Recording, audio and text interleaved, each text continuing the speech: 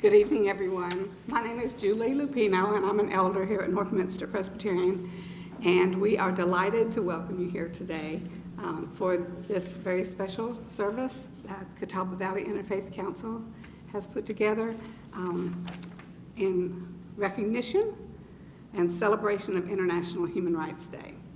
We hope you find it meaningful, and anything you need, just let us know.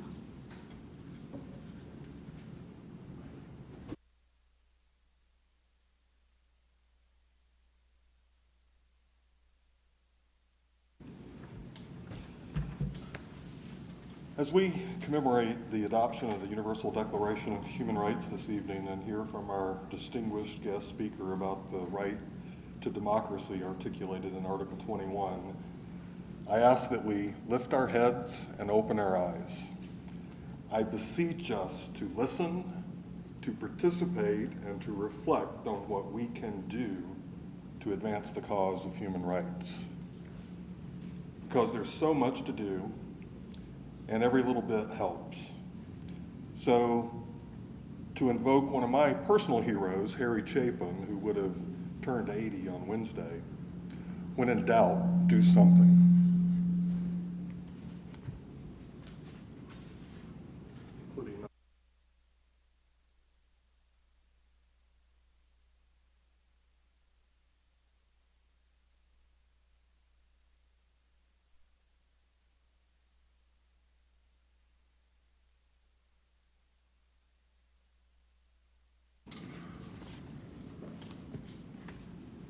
On behalf of the Catawba Valley Interfaith Council, I want to again welcome you to the event that celebrates and recognizes the International Human Rights Declaration of Rights for people around the globe. It's an important time, it's an important document, and maybe someday will actually apply to everybody around the world. That's always our hope and our prayer. It's my pleasure to introduce the speaker tonight. Dr. Jonathan Augustine is a multidisciplinary professional, author, and nationally recognized social justice advocate. He serves as senior pastor of St. Joseph AME Church in Durham and is a visiting professor at North Carolina Central University Law School and an adjunct faculty member at Duke University Divinity School. Dr. Augustine has earned degrees from Howard's better, from Howard University, Tulane University, and United Theological Seminary. He completed a fellowship at Princeton Theological Seminary and earned his doctorate from Duke University. Among his many distinguished honors, and there are many, Dr. Augustine received President Barack Obama's Lifetime Achievement Award in 2016. His most recent book, called To Reconciliation: How the Church Can Model Justice, Diversity, and Inclusion, is available and has become highly regarded in many, many circles. A major portion of the book deals with voting rights and the civil rights movements. His published works on civil and voting rights appears in law reviews throughout the United States. While serving as counsel with the Southern Coalition for Social Justice, he co-authored a brief voting right filed with the United States Supreme Court. We are extremely fortunate to have Dr. Augustine speak to us tonight on our focus for this year's Human Rights Celebration, which is Article 21, that speaks to the right to democracy and representative government. Dr. Augustine, welcome to Hickory. Again, you were here not too long ago, and we are thrilled to have you back.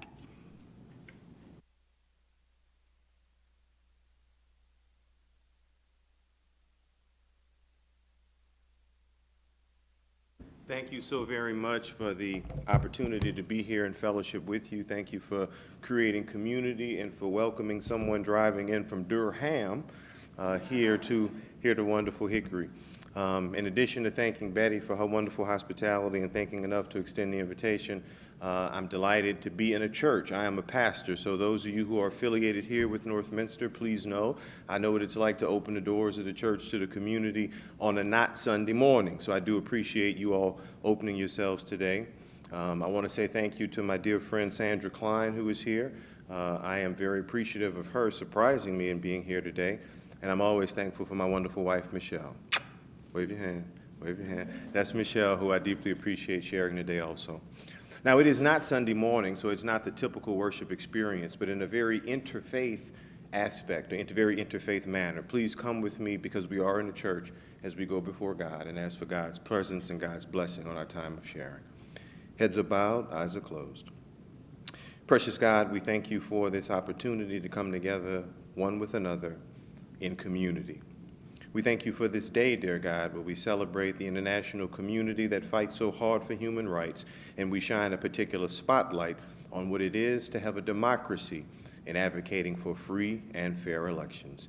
Be with us, use us, allow us to be instruments of change, but most importantly, allow us to represent the justice that comes from you.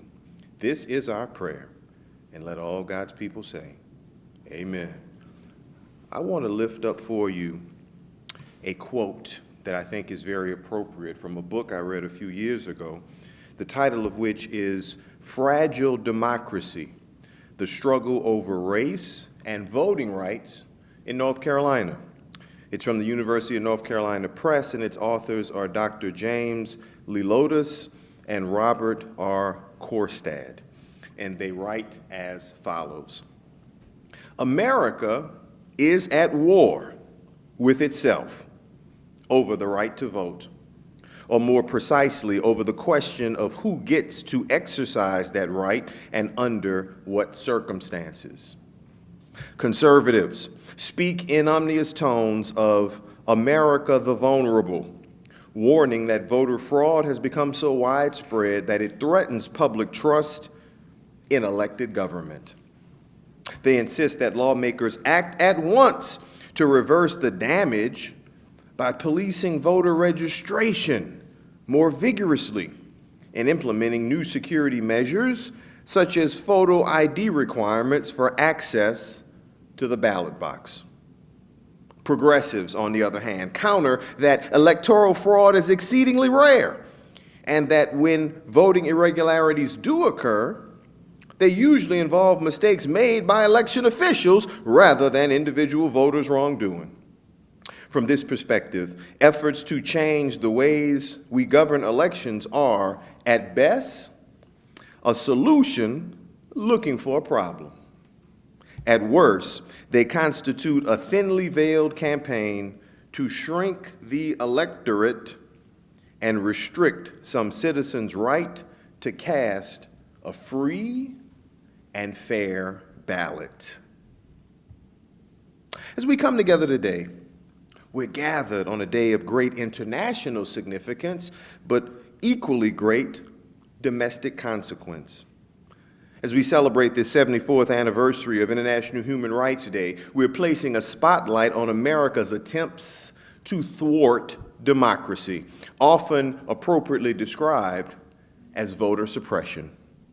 Now, timing is everything, and as we gather today, we do so with news stations still rolling footage of the family of now deceased U.S. Capitol Police Officer Brian Sicknick being received by members of the United States Congress, as his family publicly refused to shake hands with Republican congressional leaders, as Sicknick was supposed to posthumously receive the Congressional Medal of Honor for his heroism and consequential death because of attempts to thwart democracy on January 6, 2021. Timing is everything, because we're also gathering today just days after the United States Senate runoff election in Georgia, and just days after the U.S. Supreme Court heard oral arguments in the case Moore v. Harper, another case that has potential to further damage North Carolina's well-deserved reputation as a state that is determined to engage in voter suppression, where restricting some citizens' right to vote is defined by the social construct of race and the economic barrier of poverty. There are competing forces between, on one side, control that is maintained by less citizen participation and an egalitarian perspective on democracy on the other that is only achieved by full citizen participation. There are also competing ideologies between a government where a few have access to power and where marginalized exclusion of people based on race and based on economic status, regarding them as somehow unworthy to vote and participate as full citizens in America. Let me pause to give you some background information. Now, I say that race is a social construct because as part of America's history, it's clear that society has placed an economic value on certain immutable characteristics often associated with racial identity.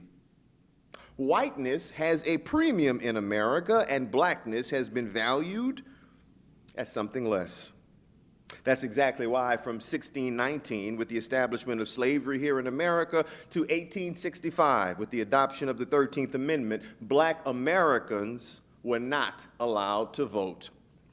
But even after enactment of the 13th Amendment and the abolition of slavery, even after blacks were made full citizens by adoption of the 14th Amendment in 1868, the right to vote was still withheld from black Americans because of their race. It was therefore necessary to again amend the Constitution with the passage of the 15th Amendment in 1870. So states, and let me be clear, especially southern states, could no longer keep Americans from voting. Now, a key provision to that 15th Amendment says, and I quote, "Congress shall have the power to enforce this article by appropriate legislation."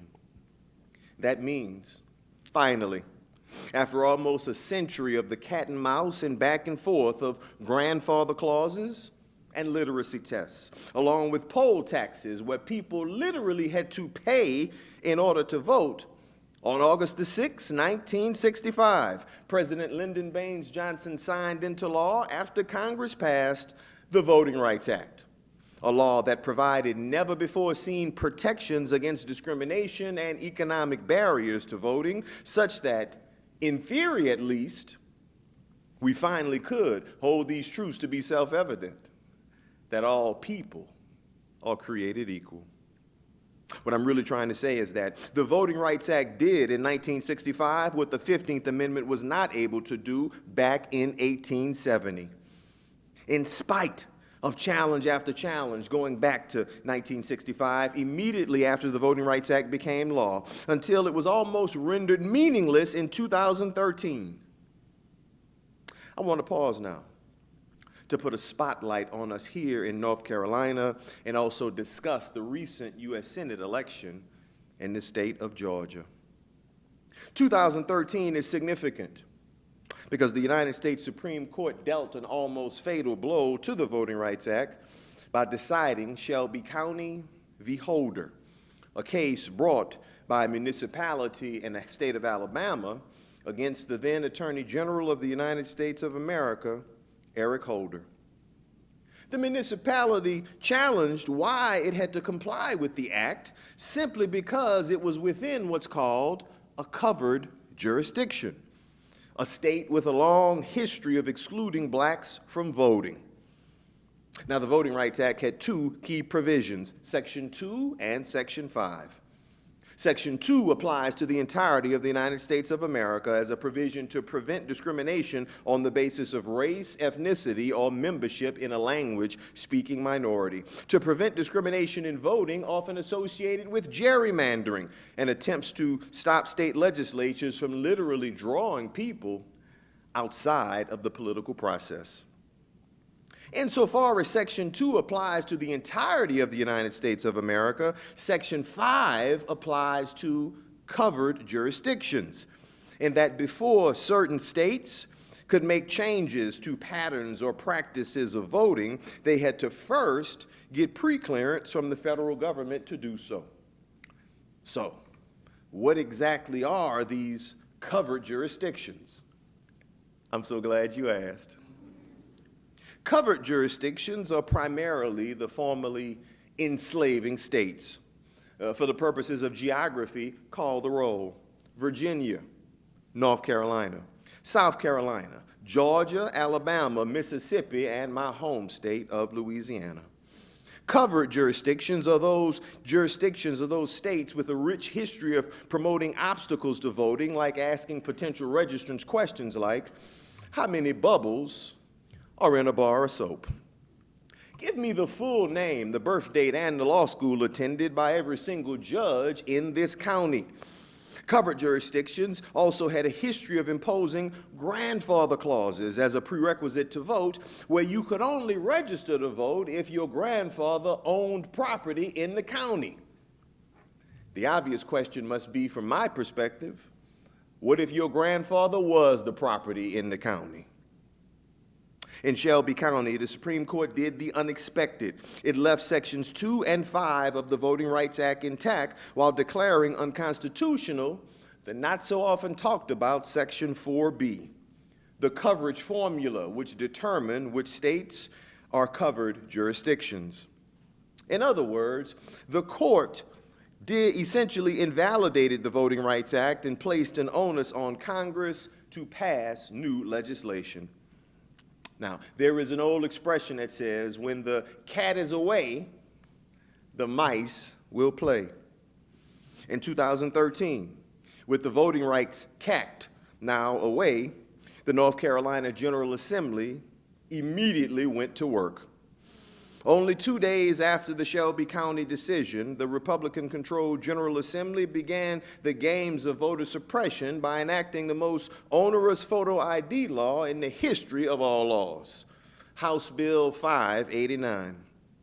Because the General Assembly used racialized data to put in place obstacles for some people in North Carolina to vote, when the law was challenged in the federal courts and on appeal at the United States Court of Appeal for the Fourth Circuit, the federal court found it unconstitutional and said that our General Assembly had targeted African Americans, quote unquote, with surgical precision. What I'm suggesting to you is that when you say college IDs are not acceptable, given the fact that North Carolina has more than 10 HBCUs. But when you say military IDs are okay, the process of voting is no longer fair. And when you say because of budget shortfalls, we're going to close polling places in one side of town while leaving intact and leaving operational polling places on the other side of town, and somebody in the black community has got to take off work to either ride the bus or catch a ride on the opposite side of town to vote, voting then is no longer free. You essentially have reinstituted a poll tax. So what I'm saying is that in the wake of Shelby County, North Carolina may have led the way with attempts at voter suppression, but Georgia was determined to show it was going to play too. Now, I mentioned that the family of the now deceased Capitol Police Officer Brian Sicknick shunned GOP lawmakers at the U.S. Capitol because of the hypocrisy of their actions. In the days immediately after the January 6th insurrection, although they condemned the lawlessness, they also supported the Pied Piper who led and put things in motion. Long before the first votes were cast in 2020, as the world was introduced to Ahmaud Arbery, to Breonna Taylor, and to George Floyd, and as we were battling against the COVID-19 pandemic, the then occupant of the White House said that the election would be rigged.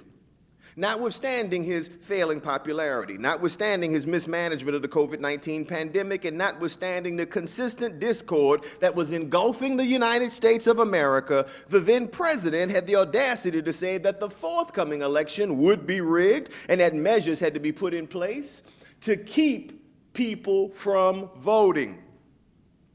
As poll numbers suggested, Donald John Trump did in fact lose the 2020 election, and he and several election deniers refused to concede. Instead, they gave us January 6th, and a battery of voter suppression laws that followed, aimed at the antithesis of democracy by creating obstacles for both blacks and the working poor to vote. Exhibit A, this week's Senate election in Georgia. Let me put a spotlight on Article 21. Everyone, and I quote, everyone has the right to take part in the government of his country, directly or through freely chosen representatives. Everyone has the right to equal access to public service in this country or in his country. The will of the people shall be the basis of the authority of government. The will shall be expressed in periodic and genuine elections, which shall be universal, and equal suffrage shall be held by secret vote or the equivalent free voting procedures. Stated otherwise, as applied to the United States of America, Article 21 says that we must have free and fair elections. That really is the opposite of what we've seen. In the wake of the 2020 election, Georgia took a playbook from North Carolina and imposed some very significant limitations on voting.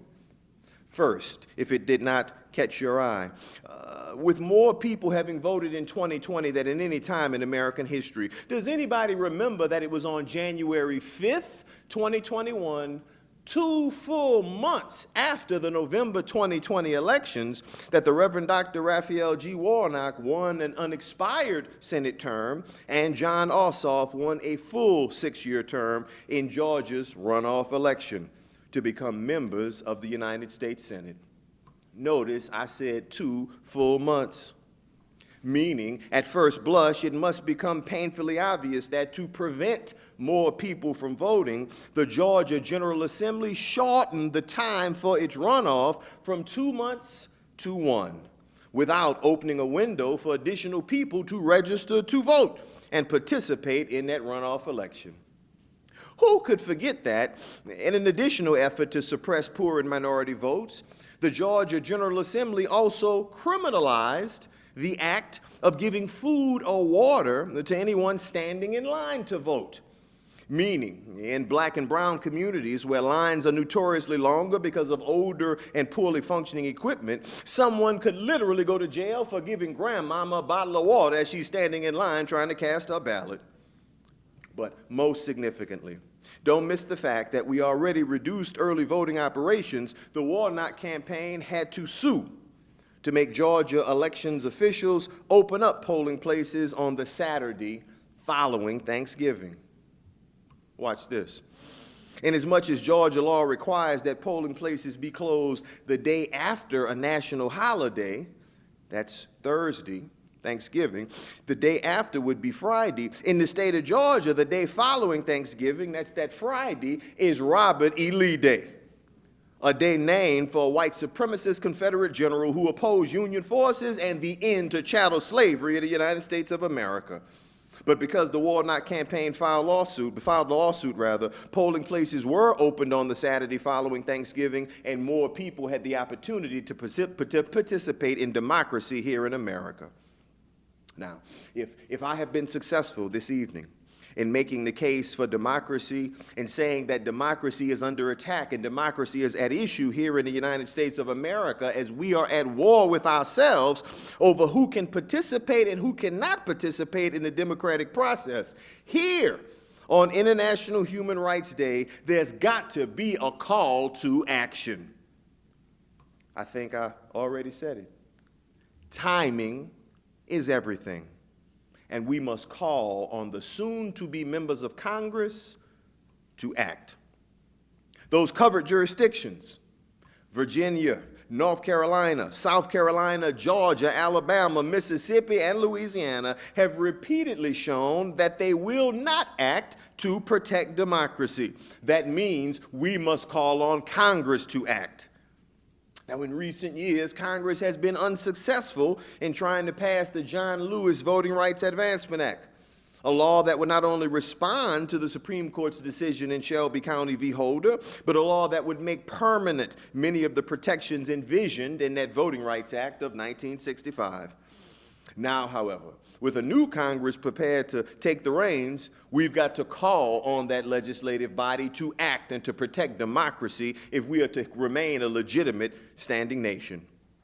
If Congress can pass legislation protecting the sanctity and sacredness of marriage, a decision freely made by any two consenting adults, regardless of their gender and regardless of race or ethnicity, if they love one another, Congress ought to be able to respond to the U.S. Supreme Court by passing legislation to protect women's reproductive rights. So Congress ought to be able to respond to the Shelby County Court and to the obvious social circumstances at issue in America by protecting the right to vote for all people. That's the essence of democracy.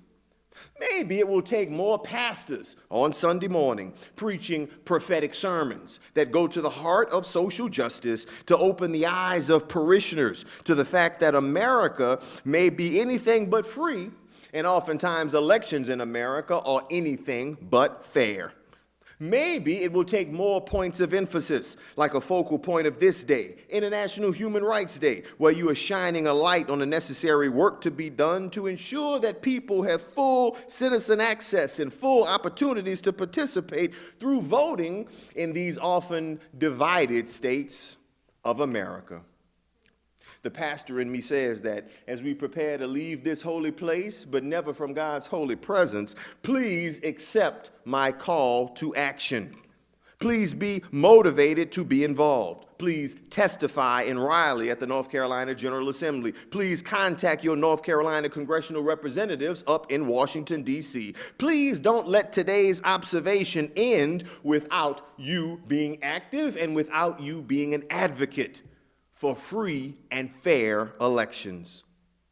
Whatever you do, be involved.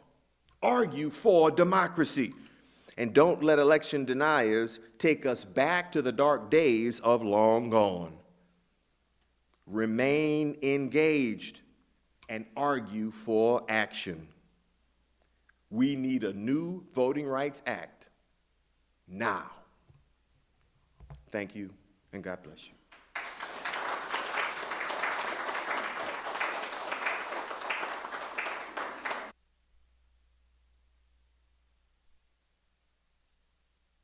I think we have some time that Dr. Augustine can respond to a question that you might have concerning anything he said or something you read. What are some of the most creative and inspirational ideas you're hearing from different parts of the state that we might inspire us here? Things that we might do. Creative things in terms of Any kind of citizen involvement to protect our democracy that you're hearing about, whether it's in our state or not, but just some ideas that can help to create community, protect democracy. So coalitions are so important, and I think I think attacking I think coalitions are important. Number one, and I use the term attacking, but coalitions are important in terms of responding to legislators at the General Assembly and also in Washington. When I say coalitions, I mean really interfaith groups. I mean Baptists and Lutherans, I mean Episcopalians and Catholics, I mean agnostics and atheists, I mean everyone coming together around a common cause. If there is anything I will say as someone who certainly is well steeped in the faith-based practices of the civil rights movement, when I look and compare the coalitions that came together to form the Black Lives Matter movement, right, 50 plus years later, they were not so religious in nature, but they still were very principled in nature. They still had a common nucleus, a moral nucleus, if you will.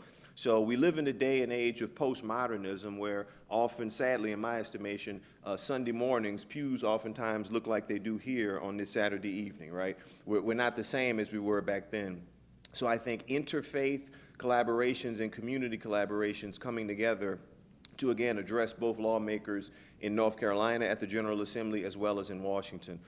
We've got to act. We've got to do something because our legitimacy as a country really is at issue when we are blatant, absolutely blatant in trying to circumvent full citizen participation and giving people the opportunity to vote. So coalitions is one of the biggest things I would say. Any other questions? Did I bore you to death? Yes, ma'am. This is kind of piggybacking on what Rebecca was asking, but are there specific groups that you see that are more formally organized, kind of leading the charge if people want to tap into what they're doing? So more so in urban areas, I am seeing, I'm distinguishing, this area is, can I say quasi-urban, is that okay? I went to dinner last night and I saw on the menu a fresh bison caught nearby. I was like, oh my God, are we that close? You understand what I'm trying to say, right? So this is quasi-urban, if you will, for me, right? So at least in very urban areas, I'll say, the Interdenominational Ministerial Alliance is something that is in just about every urban area. I've been invited, as a matter of fact, in January to give a series, 4 consecutive days of talks, sermons, lectures, presentations for the Interdenominational Ministerial Alliance in Omaha, Nebraska. I've never been to Omaha before, but I'm just emphasizing that there is an IMA in every urban area for sure. I'm seeing IMAs bring together Muslims as well as Jews. I actually have been working very much in collaboration with a rabbi in Durham because we have a common interest in protecting democracy. One of the biggest things that's threatening our country, not just from an anti-democratic perspective, but threatening, I think, the legitimacy of our country, is this phenomenon of Christian nationalism. Oftentimes, I regret to say, white Christian nationalism, right? It places African Americans at the low end of the totem pole. It places Jews outside of the spectrum of social participation, and it places immigrants outside the perspective of social participation. So those groups, if they can come together, they can try to respond to many of the attempts to thwart democracy that we so readily see. So IMA groups are, I think, critical. I'm not sure what is organized here. I was joking with my wife earlier. I said, my God, there's another Lutheran church driving by. I've seen so many there's Dr. Law, I've seen so many Lutheran churches here, yes. But I have not seen any mosque. I've not seen any synagogues. I'm sure there are somewhere. But I would strongly suggest those ministers coming together, and I use the term ministers in an interfaith context, coming together and working with others who may not be a part of any faith tradition at all, but people who have a strand of common decency and who says that everybody should be able to vote, right? Everybody should be able to participate in voting. I think it's important to form those sort of alliances. Trust me, we have a synagogue right down the road, and the rabbi is off in Florida right now. All right. He would have been here. All right. His thing as well. Good deal. That's good to know. That's very, very good to know. Is hosting the event is our equivalent of the groups that you're talking about, the interfaith, Exactly. humanist, and variety of representation. Wonderful. Good to know. And I would suggest that it's important to expand the net and to work with others. So the concept is obviously here in a very quasi-urban, can I say that? Can I coin that term? Quasi-urban, this is urban, I'm teasing. But it's the concept is obviously here, but I think it's very important to extend the net to others. People who otherwise may not have a natural interest in participating in the group, participate for the cause, participate for this, because we're going to demand that Congress responds to Shelby County. We've tried time and time again to pass the John Lewis Voting Rights Advancement Act without success, but we're going to form coalitions and collaborations to make sure we lobby Congress, to make sure we lobby the North Carolina General Assembly. Yes, ma'am. With Moore v. Harper already being at the Supreme Court, is that the best, I mean, can we just hope to maybe get legislation through before they hear it? They heard it. They heard it this week before they decided. Right. Yeah, they're going to decide. They are going to decide, and it's going to be interesting to see how it's decided. It is a case where we're looking at a unique concept, a novel concept, I should say, of independent state legislatures, and the state legislature being independent and autonomous and separate from the Supreme Court. The entire reason the case went there is because the North Carolina Supreme Court invalidated the maps that were drawn by the state legislature. Now, they want the U.S. Supreme Court to interpret the North Carolina Constitution to say that the North Carolina General Assembly can act independently away from the court. And that violates everything going back to the very beginning of constitutional law interpretation. So it's nonsense on stilts. But as I understand, there are at least 3, maybe 4 of the court's members who think it's not so nonsensical after all, right? So that's a pretty dangerous thing. I think it's important to build coalitions regardless. We should anticipate the worst in this day and age. If you read the from Mississippi. I'm calling the first name. The case that overturned Roe v. Wade from Jackson, Mississippi. What's the plaintiff's name? Does anybody remember the name of the case? The case that overturned Roe v. Wade. Forgive me for not being able to call the first name, but if you read that opinion, Justice Thomas gives a roadmap for certain parts of society to follow and says that we're coming for this, we're coming for that, we're coming for the other, and all of those things are on the chopping block now because of how the U.S. Supreme Court is currently constituted with the political ideologies that are present there. To me, that says elections have consequences because each one of those justices that is undermining democracy and rolling back women's reproductive rights, rolling back the sanctity of who can marry who, each one of those, or potentially rolling those things back, each one of those members was appointed by a president. And elections have consequences is the point I'm trying to make. Thank you. Yes, ma'am, absolutely. Yes, ma'am. Bringing up, Harper v. Moore highlights, I think, the need for us to pay attention, more attention to down ballot races. Had we paid attention prior to 2013, we wouldn't be sitting here worried about what's going to happen to the balance of power of government in the state. When I look at school boards and the deterioration of intellect and morals and concern about our children by the people who are making the rules about how we run schools and what happens in classrooms, I'm terrified. Yeah, as we really all should be.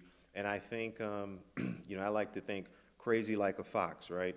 I can remember in 2008, was it 2008, when George W. Bush was reelected, 2008? When George W. Bush was reelected, what year was it? 2008, right? That's where Obama came in. Obama came in, so 2004, thank you, 2004, when George W. Bush was reelected. The year prior to that, in 2006 then, Karl Rove was talking about guns and banning gays and getting people out to ban gay marriage on state constitutions. I was like, what is he saying? He's crazy. What is he talking about, right? But he was crazy like a fox because he was very targeted, aiming for the November election the following year to get people out in certain states to make sure his candidate at the top of the ballot would be reelected, right? I look at crazy like a fox, Glenn Youngkin, the governor in Virginia, to your point about local races or down ballot races. He is someone who mastered the boogeyman of critical race theory in propelling himself to the gubernatorial office there in Virginia, but also looking at down ballot races and getting people out to vote, right? Getting people out to vote for him in an odd number year. He was elected governor of Virginia in an odd number year, last year rather, on a boogeyman. What has been popularized in the media in terms of what is critical race theory, I studied critical race theory for a semester of my life in law school. That is not what you're seeing on TV. That is not what people are talking about. It's not at all in elementary schools. It's not at all in high schools. It's a fear mechanism, right? It is a fear mechanism, and it's an easy buzzword, CRT, right? And it's being used that way. So it's so unfortunate, but to your point, we have absolutely got to look at what's down ballot because it is as consequential as who's in the White House. It really, really is. It really, really is. Thank you so much. Thank you, too. The pleasure's all mine. Thank you.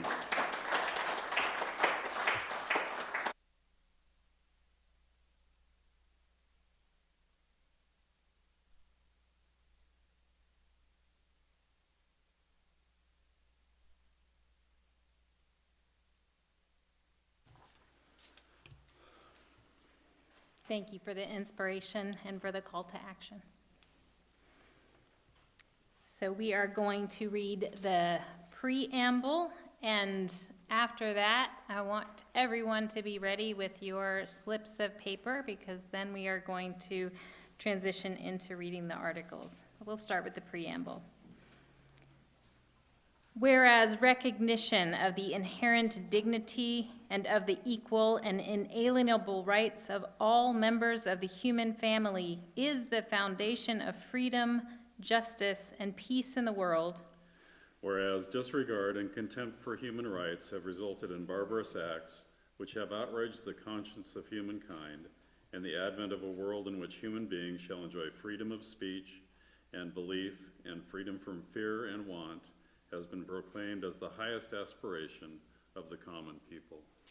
Whereas it is essential, if human beings are not to be compelled to have recourse as a last resort to rebellion against tyranny and oppression, that human rights should be protected by the rule of law.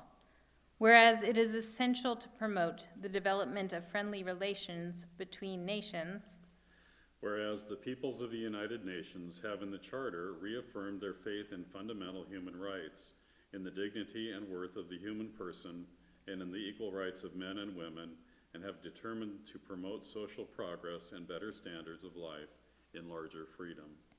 Whereas member states have pledged themselves to achieve, in cooperation with the United Nations, the promotion of universal respect for and observance of human rights and fundamental freedoms.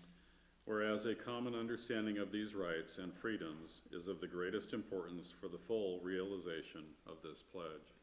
Now, therefore, the General Assembly proclaims this Universal Declaration of Human Rights as a common standard of achievement for all peoples and all nations, to the end that every individual and every organ of society, keeping this declaration constantly in mind, shall strive by teaching and education to promote respect for these rights and freedoms, and by progressive measures, national and international, to secure their universal and effective recognition and observance, both among the peoples of member states themselves and among the peoples of territories under their jurisdiction.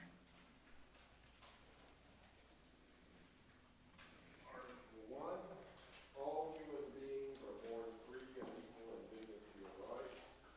They are endowed with reason and conscience and should act towards one another in a spirit of siblinghood.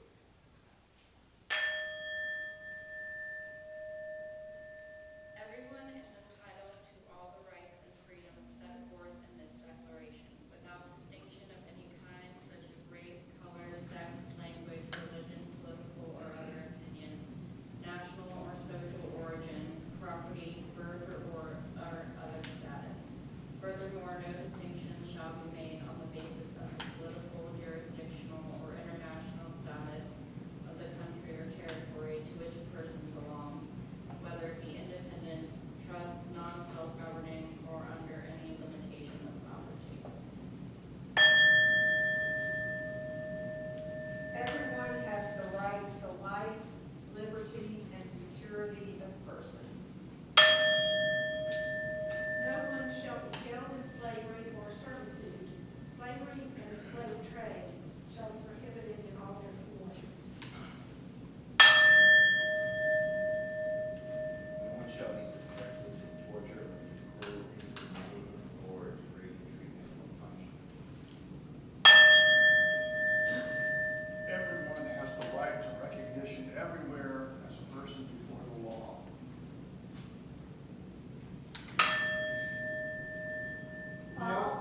All are equal before the law and are entitled without any discrimination to equal protection of the law.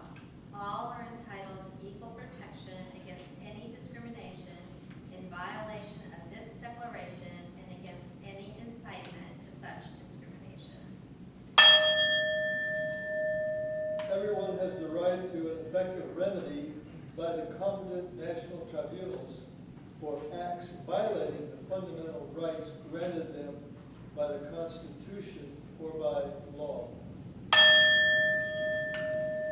No one shall be subjected to arbitrary arrest, detention, or exile. All are entitled in full equality to a fair public hearing by an independent and impartial tribunal, the determination of their rights and obligations, and of any criminal charge against them. All charged with a penal offense have the right to be presumed innocent until proved guilty according to the law in a public trial at which they have had all the guarantees necessary for their defense,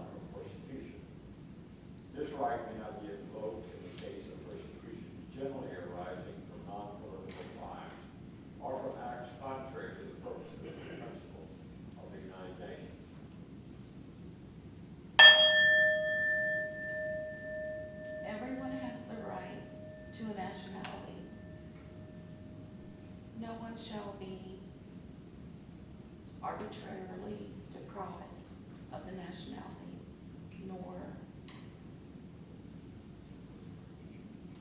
denied the right to change their nationality.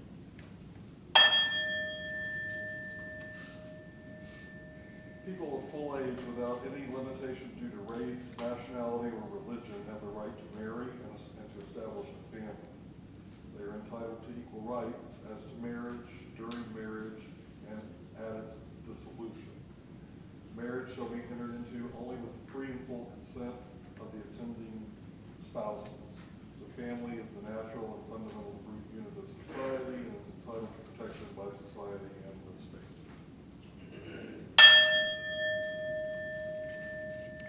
Everyone has the right to own property alone as well as in association with others. No one shall be arbitrarily deprived of their property.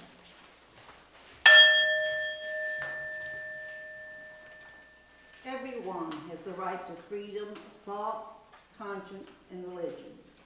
This right includes freedom of change religion or belief, and freedom either alone or in community with others, and in public or private, to manifest religion or belief in teaching, practice, worship, and observance. Everyone has the right to freedom of opinion and expression. This right includes freedom to hold opinions out of ignorance and to seek, receive important information and ideas through any media and regardless of frontiers.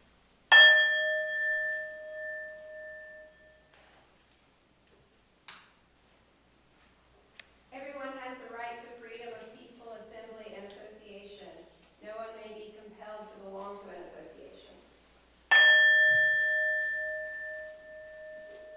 Everyone has the right to freedom for peaceful assembly and association. No one may be compelled to belong to an association.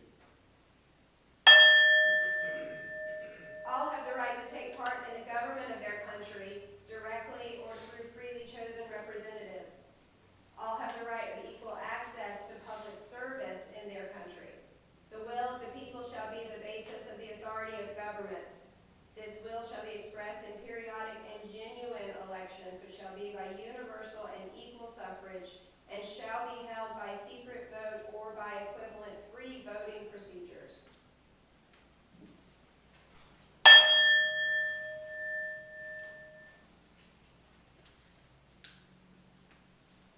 Article 22. Everyone as a member of society has the right to social security and is entitled to realization through national effort and international cooperation and in accordance with the organization and resources of each state, of the economic, social, and cultural rights indispensable for dignity and the free development of personality. Everyone has the right to work, a free choice of employment, to just and favorable conditions of work, and protection against unemployment. Everyone without any discrimination has the right to equal pay for equal work. Everyone who works has the right to just and favorable remuneration, ensuring for self and family an existence worthy of human dignity and supplemented, if necessary, by other means of social protection. Everyone has the right to form and join trade unions for the protection of their interests. Everyone has the right to rest and leisure, including reasonable limitation of working hours and periodic holidays with pay. Everyone has the right to a standard of living adequate for the health and well-being of self and of family, including food, clothing, housing, and medical care, and necessary social services, and the right to security in the event of unemployment, sickness, disability, widowhood, old age, or other lack of livelihood in circumstances beyond their control. Motherhood and childhood are entitled to special care and assistance. All children, whether born in or out of wedlock, shall enjoy the same social protection. Everyone has the right to education. Education shall be free, at least in the elementary and fundamental stages. Elementary education shall be compulsory. Technical and professional education shall be made generally available, and higher education shall be equally accessible to all on the basis of merit. Education shall be directed to the full development of the human personality and to the strengthening of respect for human rights and fundamental freedoms.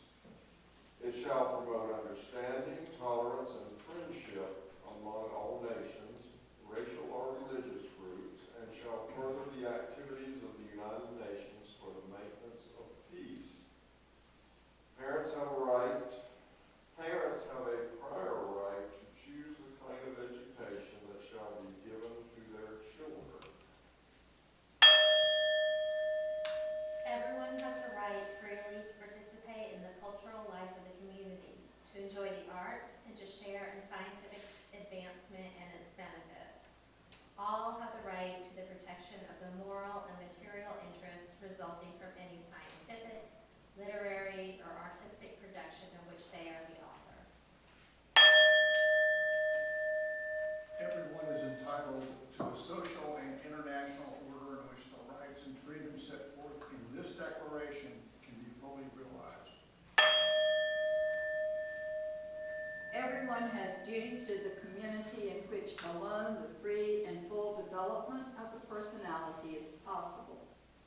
In the exercise of rights and freedoms, everyone shall be subject only to such limitations as are determined by law solely for the purpose of securing due recognition and respect for the rights and freedoms of others and of meeting the just requirements of morality, public order, and the general welfare in a democratic society. These rights and freedoms may in no case be exercised contrary to the purposes and principles of the United Nations. Nothing in this declaration may be interpreted as implying for any state, group, or person any right to engage in any activity or to perform any act aimed at the destruction of any of the rights and freedoms set forth herein.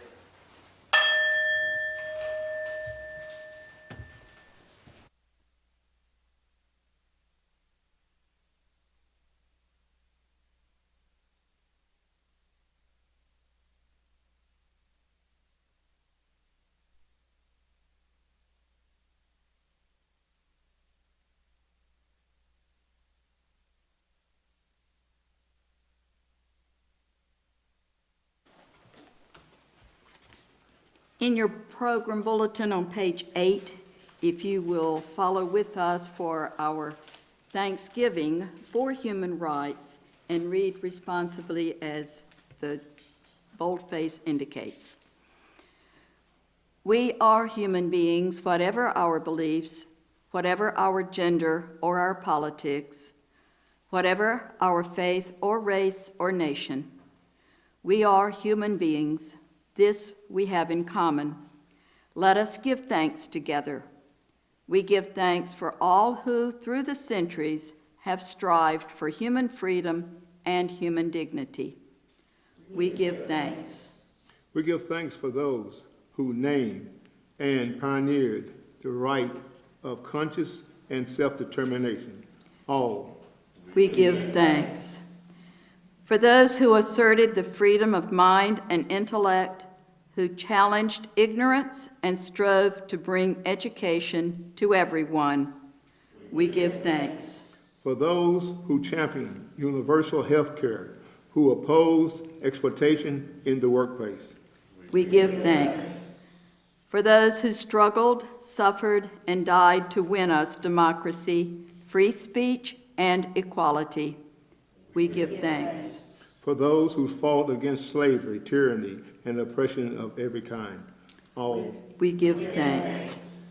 We give thanks for those who penned the Testaments of Liberty, their speeches and their sermons, their books and declarations, which set forth the equal rights of all human beings, and we give thanks for those who claimed those rights. We give thanks. In particular, we give thanks today for the Universal Declaration of Human Rights, composed in the aftermath of war, informed by the experience of monstrous inhumanity. Its words encompass the hope of humankind. We give thanks. But we cannot leave it there. As we celebrate those rights, let us also accept our responsibilities to enshrine them in our hearts and make them real in our lives, our responsibility to respect them in all our dealings with others, our responsibility as citizens to see that our own countries abide by them, our responsibility to establish them in the places where they are ignored, violated, or suppressed, our responsibility to live as members of the human family. As we give thanks, so we accept these responsibilities. Let it be so.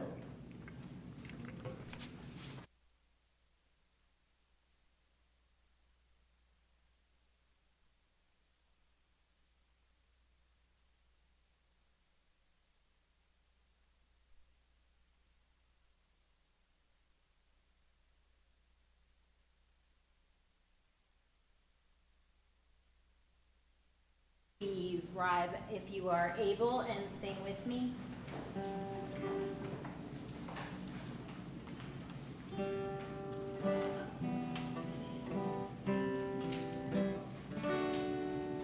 Let there be peace on earth, and let it begin with me. Let there be peace on earth, the peace that was meant to be, with love as our standard. Servants all are we. Let us walk with each other in perfect harmony. Let peace begin with me. Let this be the moment now. With every step I take, let this be my solemn vow.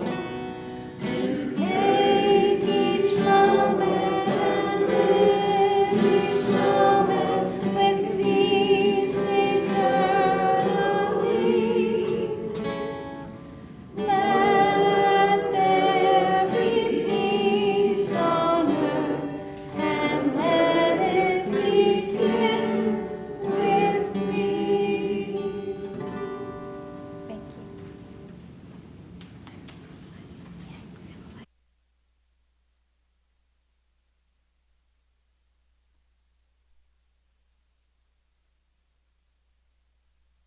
Close with the benediction on page 9. Giver of justice and compassion, break down the walls that separate us and forgive the actions that divide us. Free us from greed and prejudice. Give us the power to change our lives and the lives of those whose human rights are denied. Come into our hearts and fill them with compassion for those who are living in poverty and oppression. Give us wisdom and enlighten us that we may know how to bring justice in this world. Give us courage that we may speak the truth and speak up for those whose human rights are denied. Amen. Thank you for coming, and on page 10, there is a membership application for joining Civic. We would invite you to consider that and would love to have you join the group officially.